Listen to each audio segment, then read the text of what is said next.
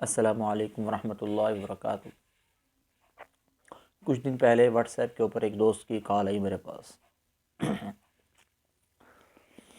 اور مجھے کہنے لگا کہ جی میں بہت پریشان ہوں۔ میں نے کہا جی آپ حکم کریں۔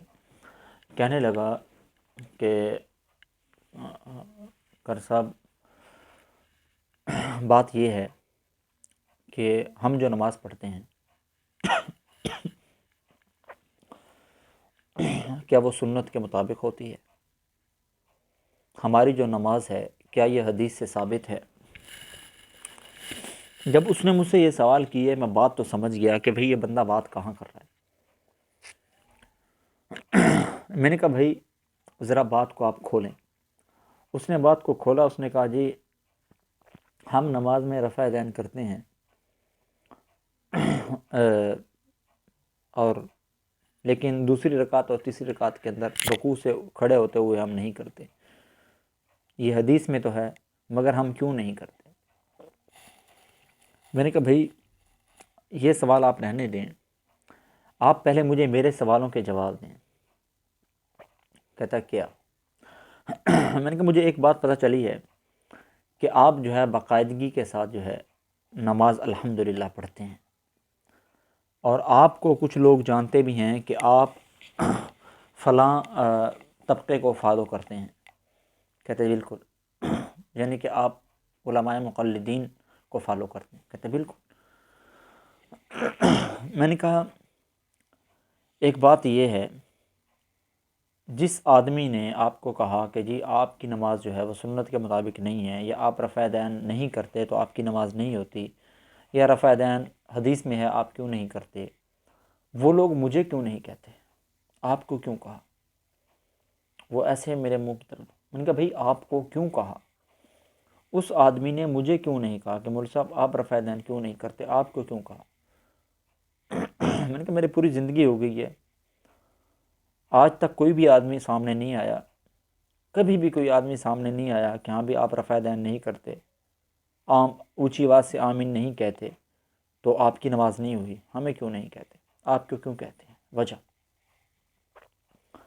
کہنے لگا جی پتہ نہیں۔ میں نے اس سے کہا کہ آپ کس فیلڈ میں کام کرتے ہیں؟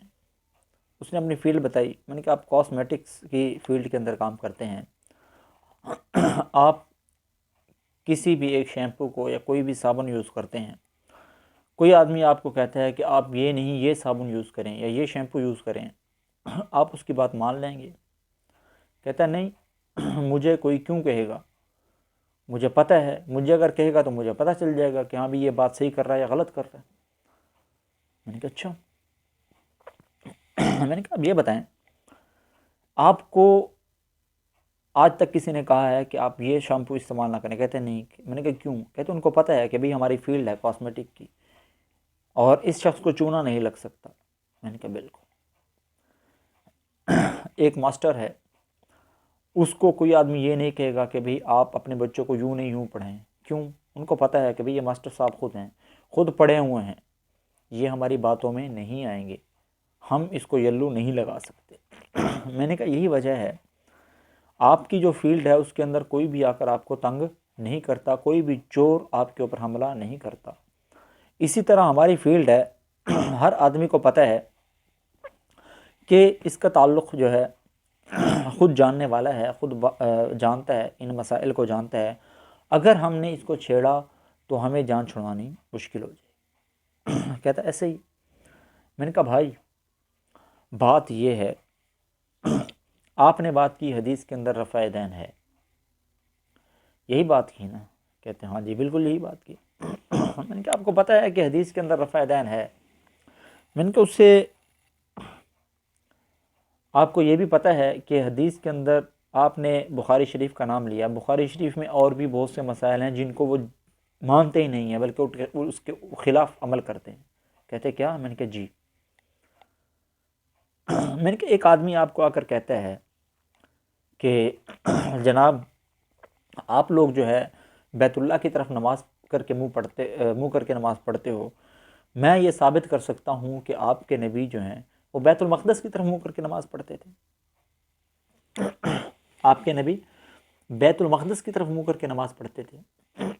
پھر میں نے کہا اگر آپ اس کو یہ جواب دیتے ہو کہ نہیں جی آپ ثابت نہیں کر سکتے، آپ ثابت نہیں کر سکتے، تو کیا آپ مناظرہ جیت جاؤ گے، آپ اس سے بحث جیت جاؤ گے؟ کہتا نہیں۔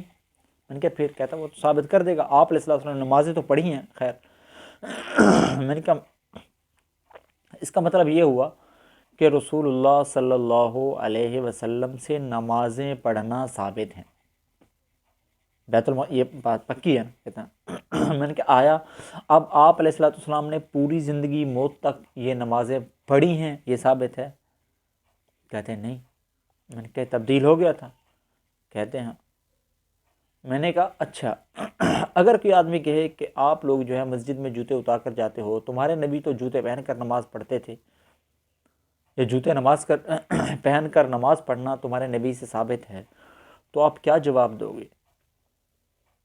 کہتے ہیں کہ جی میں تو کہوں گا کہ بھائی پڑھتے تھے لیکن ہمیشہ تو آپ علیہ السلام نے ایسے نہیں کیا۔ میں نے کہا جی،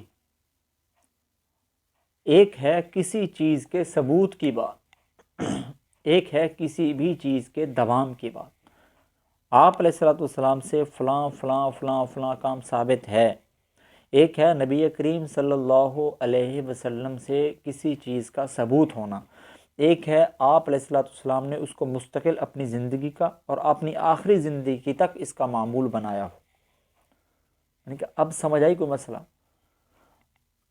کہتے مجھے سوال کرنے لگا کہ آپ مجھے حدیث کیوں نہیں بتاتے؟ میں نے کہا ایک منٹ، سب سے پہلے آپ یہ بتائیں کہ اس نے جو آپ کو اعتراض کیا تھا، میں نے جو آپ کو 2 سوال اور 2 مثالیں دیں، ایک یہودیوں والی، ایک آپ کو چھوٹے یہودیوں نے کیا تھا نا، میں نے بڑے یہودیوں والی مثال دی ہے، بیت المقدس والی، وہ سمجھ آئی؟ کہتے ہیں ہاں جی سمجھ آئی۔ میں نے کہا جوتے والی بات سمجھ آئی؟ کہتے ہیں بالکل سمجھ آئی۔ میں نے کہا اب یہ ہے کہ باقی رہی حدیث کی بات، حدیث الحمدللہ ہمارے پاس بھی ہیں، بہت سی حدیثیں ہیں۔ امام اعظم امام ابو حنیفہ رحمۃ اللہ علیہ ان چاروں اماموں میں سے بالاتفاق محدثین، بالاتفاق ائمہ، بالاتفاق علماء، بالاتفاق اجماع امت، ان چاروں علماء میں سے سب سے بڑے، علم کے اعتبار سے، مرتبے کے اعتبار سے، تفقہ کے اعتبار سے سب سے بڑے، ٹھیک ہے؟ باقی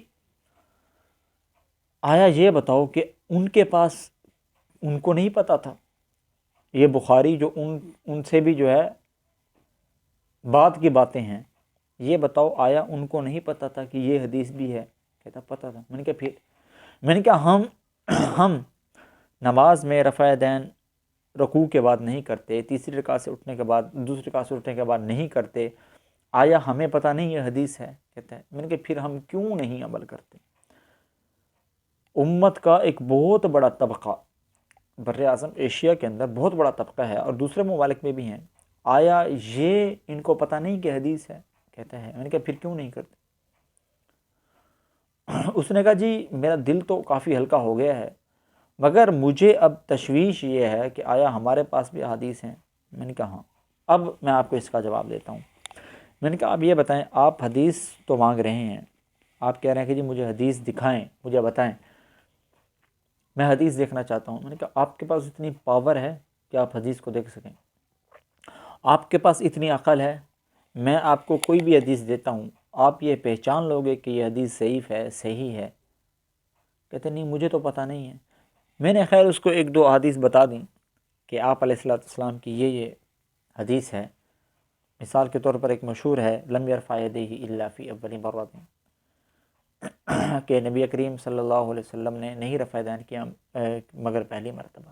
اس کے علاوہ اور بھی بہت سی احادیث ہیں۔ تو خیر میں یہاں پر آپ کو دلائل دینے کے لیے نہیں آیا، میں یہاں پر صرف یہ بتانے کے لیے آیا ہوں کہ ہر وہ آدمی جو آپ کے ایمان کے اوپر، جو آپ کی جو ہے، اس سے میری 40 سے 45 منٹ کی گفتگو ہوئی، میں نے اس کو یہ بات سمجھائی کہ آپ کے ایمان کے اوپر ڈاکہ ڈالنے والا جو آتا ہے اس کو سمجھو، وہ سوال اور بات کیا کر رہا ہے۔ بعض اوقات ایسے بھی لوگ آتے ہیں جو طے کر کے آ جاتے ہیں کہ جی بخاری شریف سے جو ہے ہم رفع دین کے مسئلے کو ثابت کریں گے، تو میں نے کہا جی انہوں نے آپ کو یہ بھی کہا ہوگا کہ بخاری شریف سے عدم رفع یدین کی روایت دکھاؤ. کہتا ہاں. میں نے کہا جی آپ ان سے یہ پوچھیں کہ آیا دین اسلام صرف بخاری کا نام ہے یا اس کے علاوہ بھی احادیث ہیں؟ کہتے ہیں جی اس کے علاوہ بھی ہیں. میں نے کہا نمبر ایک. میں نے کہا دوسری بات یہ کہ رفع یدین آپ کہتے ہو کہ رفع یدین بخاری سے ثابت ہے. میں نے کہا یہ بتاؤ اس نے ڈائریکٹ آپ کو بخاری کیوں دکھائی, اس نے قرآن پاک کیوں نہیں دکھایا؟ حالانکہ اہل حدیث کے دو اصول اطیع اللہ اطیع الرسول, اس کو چاہیے تھا کہ قرآن پاک بھی دکھاتا, اس نے آپ کو ڈائریکٹ بخاری کیوں دکھائی؟ ایسے میرے منہ کی طرف دیکھتے. میں نے کہا الحمدللہ ہمارے پاس قرآن مجید کے ترجمے کے اندر جو ہے ہم قرآن مجید سے ثابت کرتے ہیں رفع یدین کا نہ کرنا. قرآن مجید کے تفسیر جو ہے جو صحابہ اکرام سے منقول ہے, ہم اس کے اندر سے ثابت کرتے ہیں کہ رفع یدین نہیں کرنا. خود صحابہ سے وہ ہے کہ اس حدیث کا ایک جو ہے مطلب یہ بھی ہے.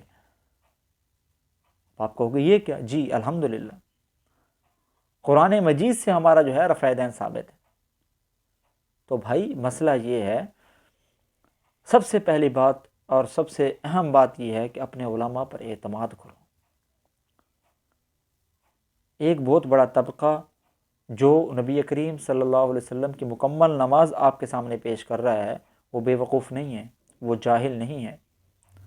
تو لہٰذا اور سب سے بڑی بات یہ ہے کہ یہ لوگ, جو آدمی بے نمازی ہے اس کو تو کچھ نہیں کہتے, جو آدمی نماز پڑھتا ہے اس کو کہتے ہیں کہ بھئی تیری نماز صحیح نہیں.